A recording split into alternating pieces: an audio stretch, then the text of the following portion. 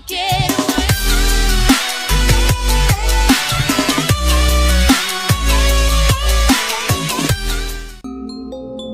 guys, selamat datang di channel Misteri. Nah, bagi kalian yang baru aja bergabung atau berkunjung ke channel Misteri, di sini kita akan membahas dan mengulas alur cerita film yang pastinya menarik untuk ditonton. Sebelum lanjut ke ceritanya, jangan lupa subscribe, like, komen, dan nyalakan tombol loncengnya agar tidak ketinggalan video berikutnya.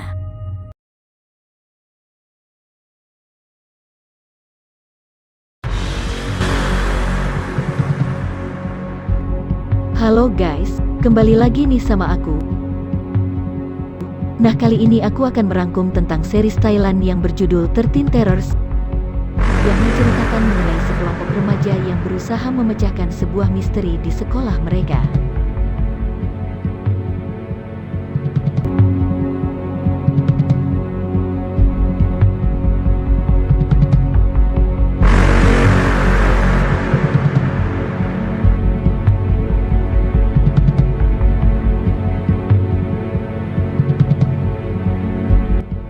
Nah, langsung aja ke ceritanya. Cerita ini diawali dengan adanya dua orang sahabat, Kanok dan Vi adalah pencinta horor. Suatu malam, Kanok bermain ke rumah Vi. Mereka saling bercerita dan mencari tahu soal legenda cerita horor di sekolah melalui jaringan internet. Katanya ada seorang siswa bernama Wanida yang mati dibunuh oleh satpam sekolah. Kepala Wanida pun disimpan di sebuah laci di dalam kelas. Tapi belum ada yang menemukan kepala tersebut. Mereka juga mendapat artikel yang membahas mengenai kutukan, yaitu bagi siapa saja yang melihat kepala Wanida maka harus menemukan kepala itu lagi dalam waktu 2 hari, jika tidak, maka akan mati. Seketika Kanok pun terdiam. Dia pun bercerita beberapa hari lalu dia mengambil buku di kelas. Lalu sadar ada yang aneh dengan meja di kelas. Kanok pun mencoba mengeceknya.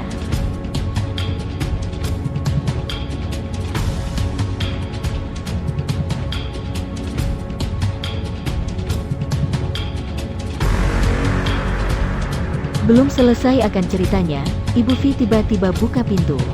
Vi pun tak tahu bagaimana kelanjutan cerita Kanok. Setelah pamit pada Vi, Kanok pun pulang naik motor.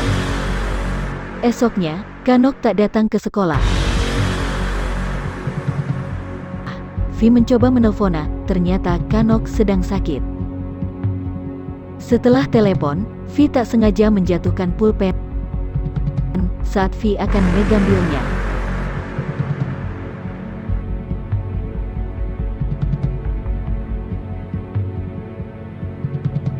Vi mengecek ulang, benda itu sudah tak ada. Lalu guru mengumumkan berita duka. Katanya kemarin malam saat Kanok dalam perjalanan pulang, ia mengalami kecelakaan hingga tewas. Kabar duka itu pun membuat Vi tersadar bahwa kutukannya benar-benar nyata. Kanok melihat kepala Wanida, begitu juga dengan Vi. Vi akhirnya mencari-cari kepala Wanida. Jika tidak berhasil, maka Vi akan mati. Tiba-tiba Vi melihat ada rambut di laci meja. Ya, dia pun mendekati meja tersebut. Guru pun datang. "Kamu lagi apa?" Gerak-gerik Vi yang mencurigakan membuat guru mengira Vi melakukan hal aneh. Vi pun bilang dia lagi mencari barang, tetapi guru terus bertanya. Akhirnya Vi bercerita yang sebenarnya, dan guru pun menjawab. Wanida memang pernah bersekolah di sini.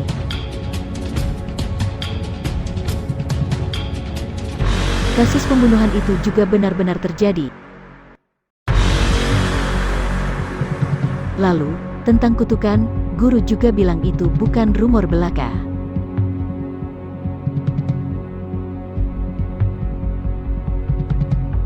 Esoknya saat di kelas, Vi diminga menjawab pertanyaan di papan tulis. Tapi saat dia mengangkat spidol, tiba-tiba papan tulis di depannya berubah menjadi hitam.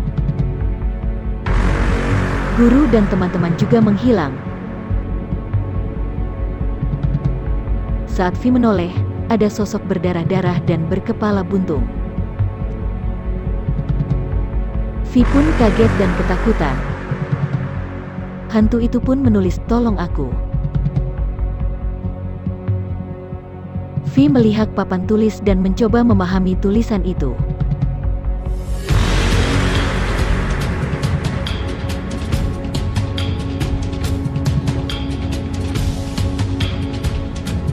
Untung saja itu hanya mimpi buruk, namun, sepertinya hantu wanita takkan melepaskan Vi begitu saja. Hari kutukan pun semakin dekat. Vi segera mencari tahu cara untuk berkomunikasi dengan arwah wanita.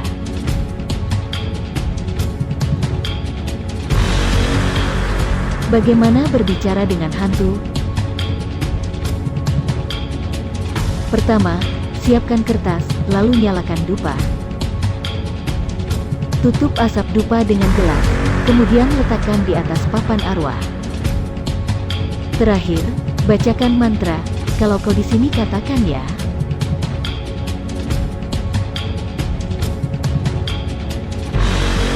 Saat ini tangan Vi, gadis itu bergerak menyusun kata. "Ya." Vi bertanya dengan takut, "Apakah kamu wanita?"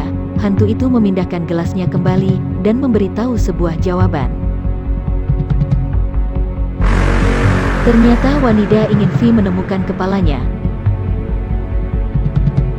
Dengan begitu kutikan bisa dipatahkan, tiba-tiba masuk 3 orang murid.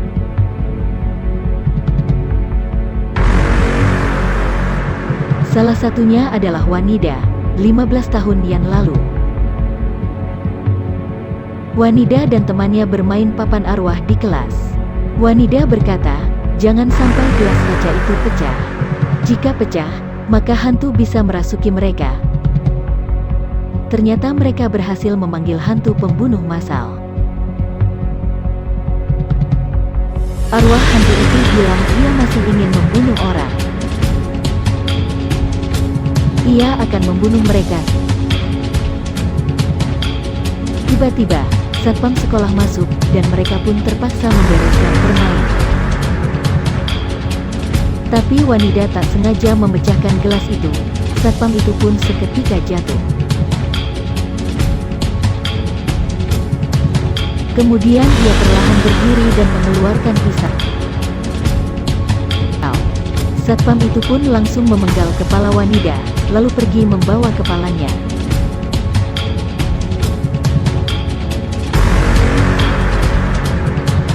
Vi yang diperlihatkan itu pun merasa ketakutan.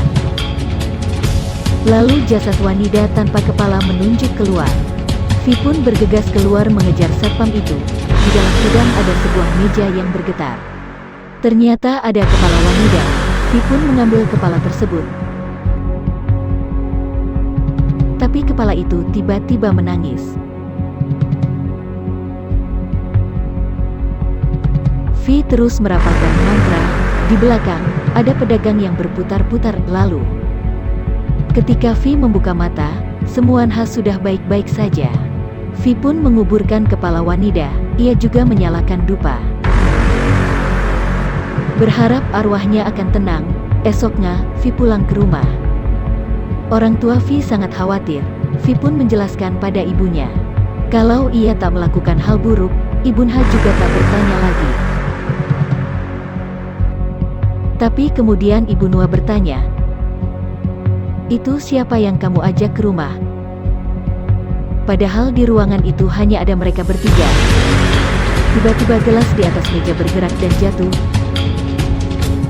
Ibu Vi tergeletak di lantai. Ayah Vi segera membantu. Vi akhirnya teringat peringatan itu. Tapi terlambat, Ibu Vi kerasukan dan menusuk suaminya. Ibu Vi berubah menjadi si pembunuh gila.